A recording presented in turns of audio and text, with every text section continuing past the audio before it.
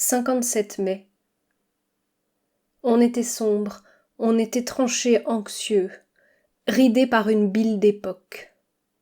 On tentait de vivre en regardant la fenêtre. Il restait à main et quelques va-et-vient. On se collait, on se serrait les corps, on secouait, on s'étouffait pour vivre encore. Il fallait changer ses façons, ne plus voyager, faire prudence à pleuvoir à côté du monde, ne plus déjeuner d'animaux, transparaître, garder ses sous pour des produits sans esclaves, lâcher ses plastiques, négocier avec ses entraves et supporter le paysage qui basculait. On était sombre, tranché, anxieux. On était venu à l'ancienne gare. Pourquoi, je ne sais plus. Le matin changeait sa perspective et ta peau. On se goûtait les bouches comme si l'un de nous partait en voyage. Tu me disais des mots amoureux, glacés, comme être empêtré dans quelque chose dont on ne voudrait se défaire. Il y avait cela qui nous liait. On se racontait « Heureusement qu'il y a le câlin pour nous sauver du monde qui pourrit.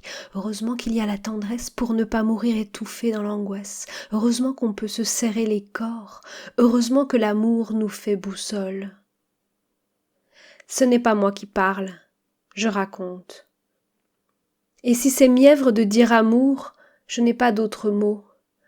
Je suis sans instinct de langue. Je suis une pierre qui te pleure.